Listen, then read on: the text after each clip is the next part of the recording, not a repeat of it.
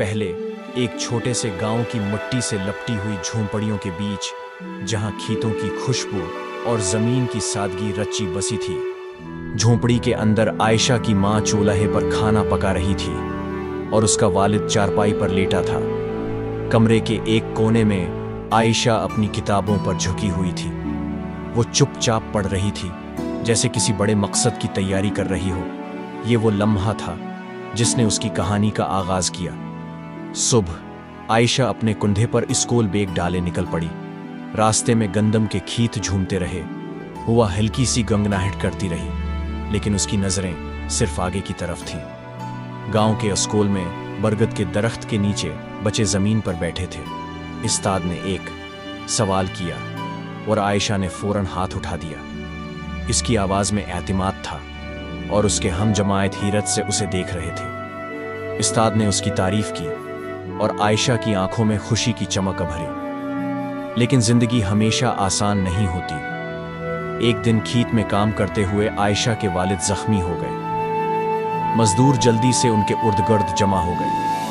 उसने अपने वालिद को जमीन पर दर्द में तड़पते देखा और उसके दिल में खौफ की लहर दौड़ गई। रात को वो अपने वालिद के पास बैठी रही। उसने उनका हाथ मजबूती से थाम रखा था। उसकी आंखों से आंसू बह रहे थे, मगर वो चुपचाप किसी फैसले पर पहुंच रही थी। इस लम्हे आयशा ने दिल में अहद किया कि वो अपने ख्वाबों के साथ साथ अपने खानदान के हालात भी बदलेगी। आयशा ने गांव के एक बड़े घर में काम करना शुरू कर दिया। सुबह स्कूल जाती और दोपहर में झाड़ू, सफाई और बर्तन धोने में मसरूफ रहती। उसके हाथ सख्त मेहनत की वजह से खरदरे हो गए थे, लेकिन उसके इरादे कभी कमजोर न हुए। एक दिन स्कूल में उस्ताद ने साइंस मुकाबले का ऐलान किया। आयशा की आंखें चमक उठीं। उसने सोच लिया कि वो उस मुकाबले में हिस्सा लेगी। अपनी झोंपड़ी में उसने एक छोटी सी मेज पर प्रोजेक्ट बनाना शुरू किया। वो एक पोर्टेबल मेडिकल किट बना रही थी, जिससे गांव के लोगों को फौरी तबी इमदाद दी जा सके। उसने दिन रात मेहनत की। मुकाबले के दिन आयशा जजों के सामने खड़ी हुई। उसने एतमाद के साथ अपनी ईजाद की वजाहत की। जज उसकी बातें गौर से सुन रहे थे और आयशा के चेहरे पर उम्मीद का नूर था। चंद लम्हों के बाद जब उसका नाम पहली पोजीशन के लिए पुकारा गया, तो आयशा की खुशी की कोई इंतहा न रही। उसके बाद आयशा के लिए एक नया सफ़र शुरू हुआ।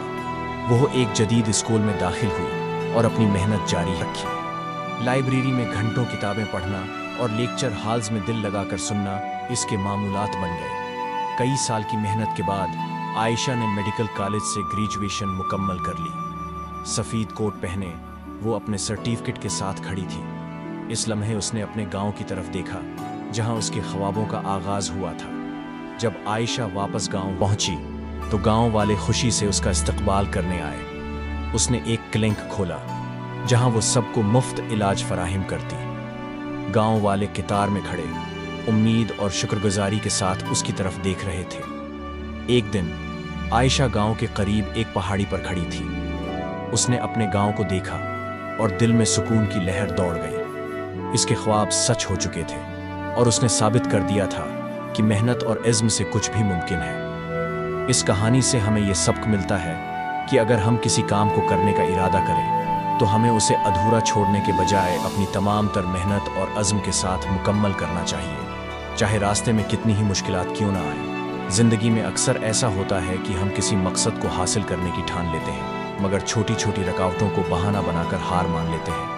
आयशा की कहानी हमें ये सिखाती है कि मुश्किलात का सामना करते हुए साबित कदमी और लगन के साथ अपने ख्वाबों को पूरा किया जा सकता है। उसने अपनी मेहनत और कुर्बानियों के जरिए ये साबित किया कि अगर हम अपने अज़्म पर कायम रहें तो कोई भी मुश्किल हमें कामयाबी से नहीं रोक सकती। शुक्रिया हमें ज्वाइन करने के लिए। अगर आपको ये वीडियो पसंद आई हो तो लाइक और शेयर ज़रूर करें। अपनी कहानियाँ और अपने जज्बात हमें कमेंट्स में ज़रूर बताएं। और हाँ, नए इंस्पायरिंग कंटेंट के लिए चैनल को सब्सक्राइब करना मत भूलिए। मिलते हैं अगले सफ़र में। तब तक के लिए अपनी ज़िंदगी को इंस्पायर करते रहिए।